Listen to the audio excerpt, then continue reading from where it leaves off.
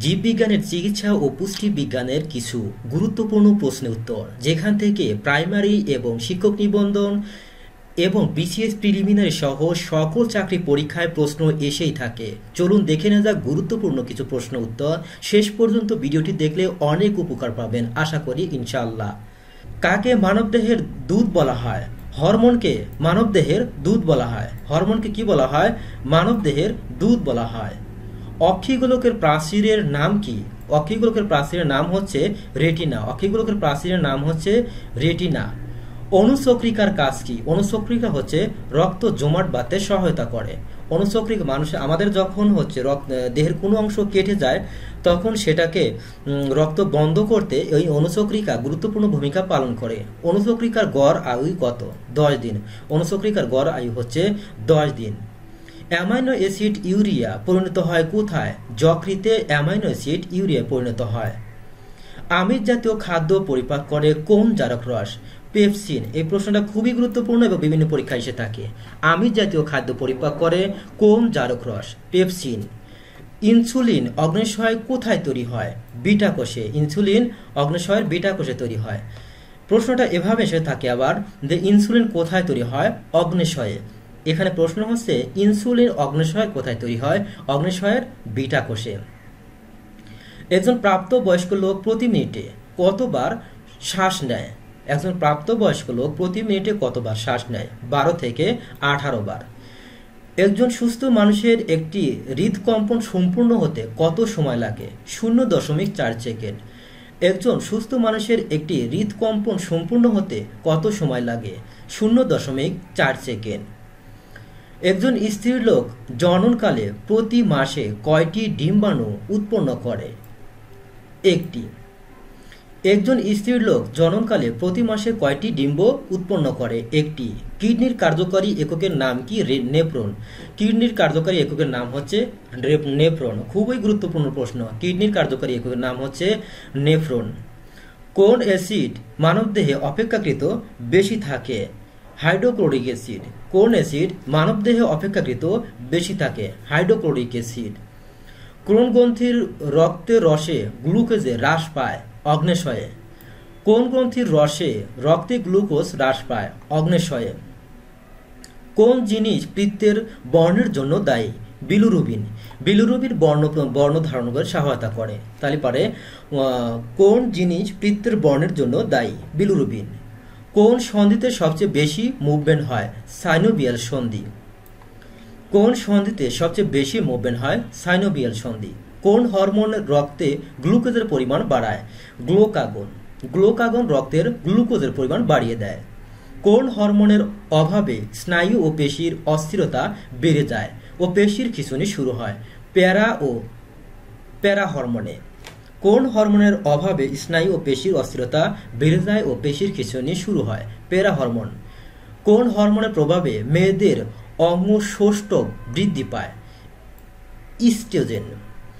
Oestrogen হরমোনের প্রভাবে মেয়েদের অঙ্গসৌষ্ঠব বৃদ্ধি পায়। কোনটি শিশুকাল অপসারণ করলে বামনত্ব হয়? পিটুইটারি। ক্ষুদ্রান্ত এর বিশেষক একক কি? ভিলাস। ক্ষুদ্রান্তের বিশেষক একক হচ্ছে ভিলাস। খাদ্যদ্রব্য সবচেয়ে বেশি শোষিত হয় পৌষ্টিকনালীর কোন অংশে? ক্ষুদ্র অন্তে। খুবই গুরুত্বপূর্ণ প্রশ্ন, বিভিন্ন পরীক্ষায় এসে থাকে। খাদ্যদ্রব্য সবচেয়ে বেশি শোষিত হয় পৌষ্টিকনালীর ক্ষুদ্র অন্তে। চোখের আলো প্রবেশ করে কোন অংশ দিয়ে? কর্নিয়া দিয়ে আলো প্রবেশ করে। কর্নিয়া দিয়ে হচ্ছে আলো প্রবেশ করে। চোখের জল নিঃসৃত হয় কোথা থেকে? লেক্রিমাল গ্রন্থি থেকে। চোখের জল নিঃসৃত হয় কোথা থেকে? লেক্রিমাল গ্রন্থি থেকে। চোখের পানির উৎস কোথায়? লেক্রিমাল গ্রন্থি। চোখের পানির উৎস কোথায়? লেক্রিমাল গ্রন্থি। চোখের মধ্যে সবচেয়ে সংবেদনশীল অংশের নাম কি? রেটিনা। চোখের মধ্যে সবচেয়ে সংবেদনশীল অংশ হচ্ছে রেটিনা। চোখের মধ্যে সবচেয়ে সংবেদনশীল অংশ হচ্ছে রেটিনা। জরায়ু সংকোচন সহায়তা করে কোন হরমোন? অক্সিটোসিন। জরায়ু সংকোচন সহায়তা করে অক্সিটোসিন। জরায়ু সংকোচন সহায়তা করে কোন হরমোন? অক্সিটোসিন। জীবদেহের ওজন প্রায় 24 ভাগ কোন পদার্থ? কার্বন। জীবদেহের ওজনের প্রায় কত পার্সেন্ট অর্থাৎ কত ভাগ কোন পদার্থ? কার্বন হচ্ছে 24 ভাগ। জীবন রক্ষাকারী হরমোন কোনটি? অ্যালডোস্টেরন। খুবই গুরুত্বপূর্ণ প্রশ্ন। জীবন রক্ষাকারী হরমোনের নাম কি? অ্যালডোস্টেরন। ডায়াবেটিস রোগ হয় কোন প্রাণরসের অভাবে? ইনসুলিনের অভাবে ডায়াবেটিস রোগ হয়। খুবই গুরুত্বপূর্ণ প্রশ্ন এবং বিভিন্ন পরীক্ষায় এসে থাকে। ডায়াবেটিস রোগ হয় কোন প্রাণরসের অভাবে? ইনসুলিনের অভাবে ডায়াবেটিস রোগ হয়। ডায়াস্টল চাপ বলতে কি বোঝায়? হৃদযন্ত্রের প্রসারণ। সিস্টল হচ্ছে হৃদযন্ত্রের সংকোচন এবং ডায়াস্টল হচ্ছে হৃদযন্ত্রের প্রসারণ। বন্ধুরা আবার বলছি, ডায়াস্টল হচ্ছে হৃদযন্ত্রের প্রসারণ এবং সিস্টল হচ্ছে হৃদযন্ত্রের সংকোচন।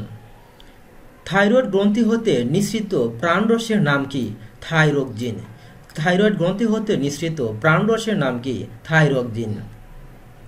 থাইরয়েডের অবস্থান কোথায়? গলায়। গলায় হচ্ছে গলগণ্ড রোগ হয়, এটাও জেনে রাখা ভালো। থাইরয়েডের অবস্থান হচ্ছে গলায়। গলায় ল্যারিংসের উপরে দুপাশে। দাড়ি গোপ গজায় কোন হরমোনের জন্য? টেস্টোস্টেরন। দাড়ি গোপ গজায় টেস্টোস্টেরনের জন্য। দেহে মেলানিনের প্রধান কাজ কি? সূর্যরশ্মির ক্ষতিকর প্রভাব থেকে রক্ষা করা। খুবই গুরুত্বপূর্ণ প্রশ্ন।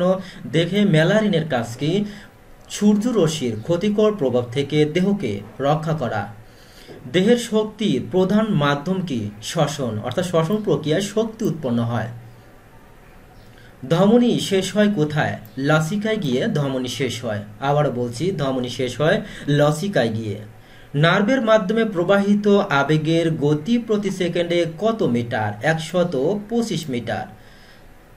নালীবিহীন গ্রন্থিগুলোর মধ্যে কোনটি প্রধানতম? পিটুইটারি গ্রন্থি। খুবই ইম্পর্টেন্ট। নালীবিহীন গ্রন্থিগুলোর মধ্যে কোনটি প্রধানতম? পিটুইটারি গ্রন্থি। নিউরন কি? স্নায়ুকলার প্রতিটি কোষকে নিউরন বলা হয়। স্নায়ুকলার প্রতিটি কোষকে নিউরন বলা হয়। খুবই গুরুত্বপূর্ণ প্রশ্ন। আবারও বলছি, নিউরন কি? স্নায়ুকলার প্রতিটি কোষকেই নিউরন বলা হয়।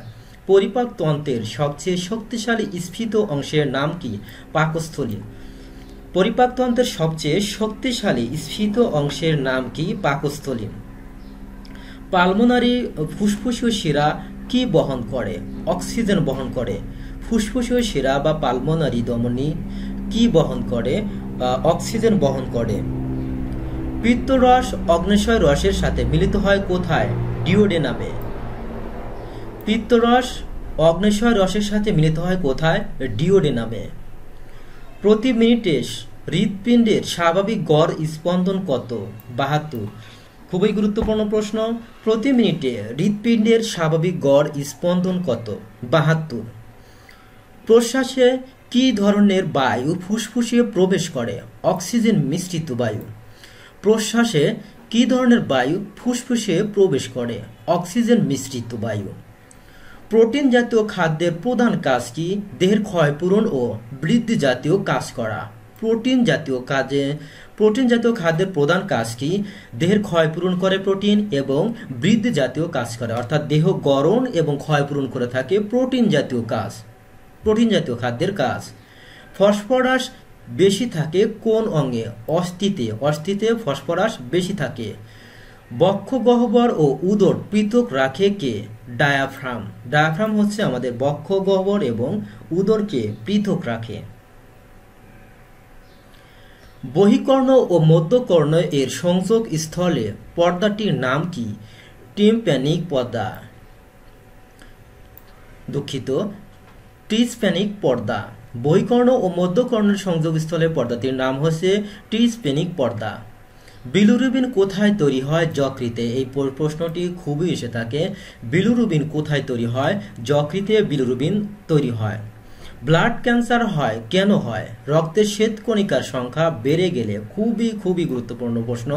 ব্লাড ক্যান্সার কেন হয়? রক্তের শ্বেতকণিকার সংখ্যা বেড়ে গেলে। আবারও বলছি, ব্লাড ক্যান্সার কেন হয়? রক্তের শ্বেতকণিকার সংখ্যা বেড়ে গেলে ব্লাড ক্যান্সার হয়। ভয় পেলে গায়ের লোম খাড়া হয় কোন হরমোনের অভাবে? অ্যাড্রেনালিন। ভয় পেলে গায়ের লোম খাড়া হয় কোন হরমোনের অভাবে? অ্যাড্রেনালিন। ভিটামিন কে ও বি কোথায় সংশ্লেষিত হয়? বৃহদান্তে। ভিটামিন কে এবং বি কোথায় সংশ্লেষিত হয়? বৃহদান্তে। মস্তিষ্কে প্রতি মিনিটে কি পরিমাণ রক্ত সরবরাহ করে? 350 মিলি। মহিলাদের পরিণত জনন কোষকে কি বলা হয়? ডিম্বাণু। খুবই গুরুত্বপূর্ণ প্রশ্ন। মহিলাদের পরিণত জনন কোষকে কি বলা হয়? ডিম্বাণু। মাইটোসিস প্রক্রিয়ায় কোথায় সংঘটিত হয়? দেহকোষে। মাইটোসিস প্রক্রিয়া হচ্ছে দেহকোষে এবং মিওসিস হচ্ছে জনন কোষে হয়। তাহলে আবার বলছি আমি, মাইটোসিস কোথায় সংঘটিত হয়? দেহকোষে, এবং মিওসিস হয় জনন কোষে। খুবই গুরুত্বপূর্ণ প্রশ্ন এবং বিভিন্ন পরীক্ষায় এসে থাকে। মাইটোসিস কোথায় সংঘটিত হয়? দেহকোষে। মানব চোখে কয়টি অশ্রু গ্রন্থি থাকে? 2টি। মানব চোখে কয়টি অশ্রু গ্রন্থি থাকে? 2টি। মানব চোখে 2টি অশ্রু গ্রন্থি থাকে। মানব চোখে পেশির সংখ্যা কত?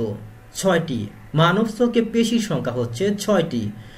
মানবদেহে বৃহত্তম গ্রন্থির নাম কি? যকৃতি। খুবই গুরুত্বপূর্ণ প্রশ্ন। মানবদেহে বৃহত্তম গ্রন্থির নাম কি? যকৃতি।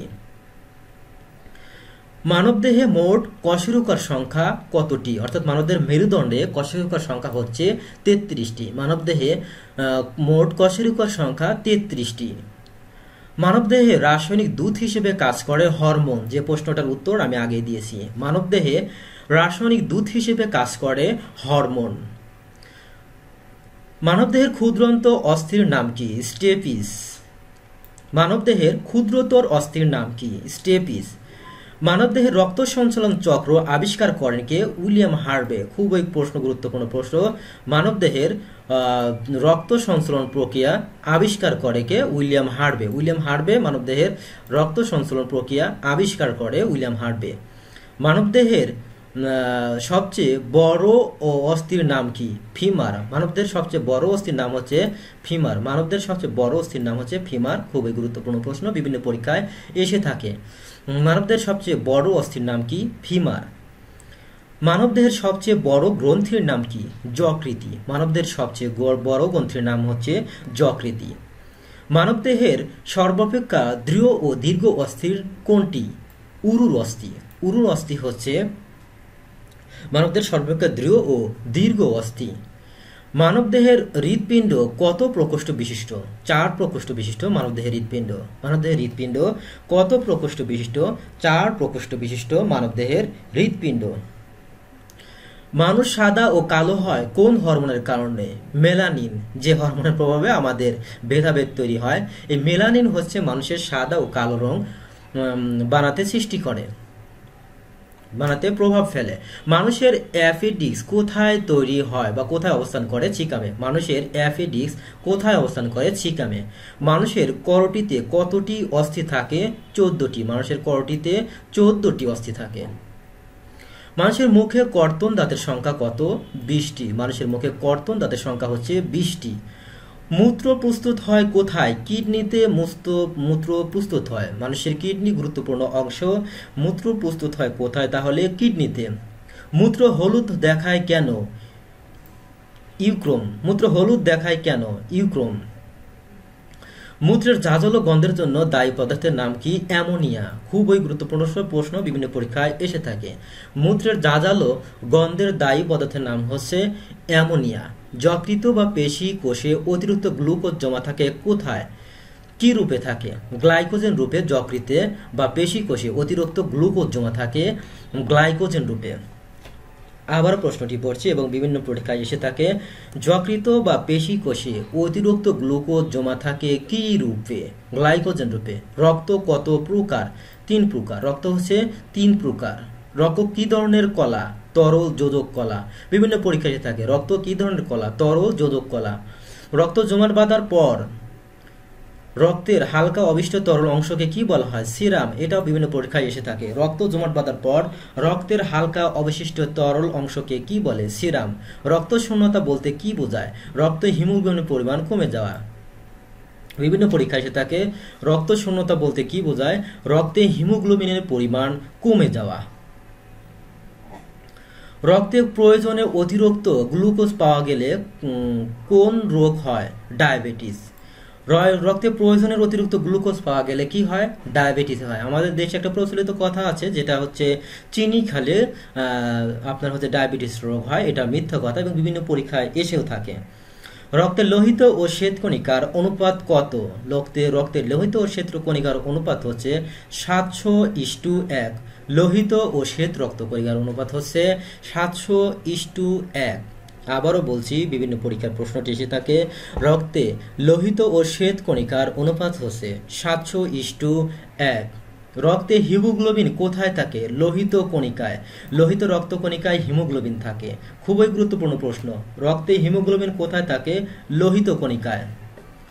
রক্তের গ্রুপ আবিষ্কার করেন কে? ল্যান্ড স্টিনার। এই প্রশ্নটিও বিভিন্ন পরীক্ষায় এসে থাকে বন্ধুরা। রক্তে গ্রুপ আবিষ্কার করেন হচ্ছে ল্যান্ড স্টিনার। রক্তের চাপ কোথায় সবচেয়ে কম? শিরায় রক্তের চাপ সবচেয়ে কম। এখানে আরেকটা প্রশ্ন জেনে রাখা ভালো, যে হচ্ছে শিরা হচ্ছে কার্বন ডাই অক্সাইড সমৃদ্ধ রক্ত বহন করে এবং ধমনী হচ্ছে অক্সিজেন সমৃদ্ধ রক্ত বহন করে। রক্তের লোহিত রক্তকণিকা তৈরি হয় অস্থিমজ্জায়। রক্তের লোহিত রক্তকণিকা তৈরি হয় কোথায়? অস্থিমজ্জায়। রোগ জীবাণু ধ্বংস করতে সাহায্য করে কোন রস? পিত্তরস। পিত্তরস হচ্ছে রোগ জীবাণু ধ্বংস করতে সাহায্য করে। পিত্তরস হচ্ছে রোগ জীবাণু ধ্বংস করতে সাহায্য করে। তাহলে পিত্তরস কি করে? রোগ জীবাণু ধ্বংস করতে সাহায্য করে। লম্বা হওয়ার জন্য কোন হরমোন দায়ী? Growth hormone. এখানে মনে রাখা যায় গ্রো মানে বাড়া, তাহলে পারে লম্বা এটাতে বাড়াই বোঝাচ্ছে, তাই এই জন্য গ্রোথ হরমোন, এভাবে মনে রাখা যায়। লিউকোমিয়া রোগের কারণ কি? রক্তে শ্বেতকণিকার মাত্রা বেড়ে যাওয়া। লিউকোমিয়া রোগের কারণ কি? রক্তে শ্বেত কণিকার মাত্রা বেড়ে যাওয়া। লোহিত রক্তকণিকার গড় আয়ুষ্কাল কত? 120 দিন। শ্বেত কণিকার 1 থেকে 15 দিন। প্রশ্নটা খুবই ইম্পর্টেন্ট, যে লোহিত রক্তকণিকার গড় আয়ু কত? 120 দিন, অর্থাৎ 104 মাস এখানে বোঝাচ্ছে যে লোহিত রক্তকণিকার আয়ুষ্কাল হচ্ছে 120 দিন। শ্বেত কণিকার গড় আয়ু হতো 1 থেকে 15 দিন। অনুচক্রিকার গড় আয়ু হচ্ছে 3 দিন। শরীর থেকে বর্জ্য পদার্থ ইউরিয়া বের করে দেয় কোন অঙ্গ? কিডনি। খুবই গুরুত্বপূর্ণ প্রশ্ন। শরীর থেকে বর্জ্য পদার্থ ইউরিয়া বের করে দেয় কোন অঙ্গ? কিডনি। শুক্রাশয় থেকে নিঃসৃত হরমোনের নাম কি? টেস্টোস্টেরন। শুক্রাশয় থেকে নিঃসৃত হরমোনের নাম কি? টেস্টোস্টেরন। শ্বসনের সময় দেহ হতে কি নির্গত হয়? Carbon die oxide. শ্বসনের সময় দেহ হতে নির্গত হয় হচ্ছে কার্বন ডাই অক্সাইড। সিস্টোলিক চাপ বলতে কি বোঝায়? হৃৎপিণ্ডের সংকোচন। আবার বলছি, সিস্টোলিক চাপ বলতে বোঝায় হৃৎপিণ্ডের সংকোচন এবং ডায়াস্টোলিক চাপ বলতে বোঝায় হৃৎপিণ্ডের প্রসারণ। সেলসিয়াস স্কেলে মানবদেহের স্বাভাবিক তাপমাত্রা কত? 36.9 ডিগ্রি। সেলসিয়াস স্কেলে মানবদেহের স্বাভাবিক উষ্ণতা কত? 36.9 ডিগ্রি। 36.9 ডিগ্রি। আবার প্রশ্নটা বলছি, সেলসিয়াস স্কেলে মানবদেহের স্বাভাবিক উষ্ণতা কত? 36.9 ডিগ্রি। স্নায়ুকোষের বর্ধিত অংশকে কি বলা হয়? একজেন বলা হয়। স্নায়ুকোষের বর্ধিত অংশকে কি বলা হয়? একজেন। স্বাভাবিক অবস্থায় একজন মানুষের উপর প্রতি বর্গ ইঞ্চিতে বায়ুর চাপ কত? 15 পাউন্ড। স্বাভাবিক অবস্থায় একজন মানুষের উপর প্রতি বর্গ ইঞ্চিতে বায়ুর চাপ কত? 15 পাউন্ড। আমরা জানি, আমরা যে এই বায়ুমণ্ডলে পৃথিবীতে বসবাস করছি, আমাদের দেহের উপর বায়ু এক ধরনের চাপ প্রয়োগ করছে। না হলে পারে আমাদের যে রক্তের যে চাপ আছে সেটা হচ্ছে শরীর ভেদ করে বের হয়ে যেত যদি বায়ুর চাপগুলো না থাকতো। হিমোগ্লোবিনের কাজ কি? অক্সিজেন ও কার্বন ডাই অক্সাইড সমৃদ্ধ বহন করা। হিমোগ্লোবিনের কাজ হচ্ছে অক্সিজেন ও কার্বন ডাই অক্সাইড বহন করা। কিছু প্রাণীর হৃদপ্রকোষ্ঠ সংখ্যা। মাছের আছে হৃদপ্রকোষ্ঠ হচ্ছে 2টি, ব্যাঙের আছে 3টি। এই প্রশ্নটা বিভিন্ন পরীক্ষা আসে থাকে যে ব্যাঙের হৃদপ্রকোষ্ঠ কয়টি? 3টি। টিকটিকির 4টি অসম্পূর্ণ। কুমিরের আছে 4টি, পাখির আছে 4টি, স্তন্যপায়ীর আছে 4টি।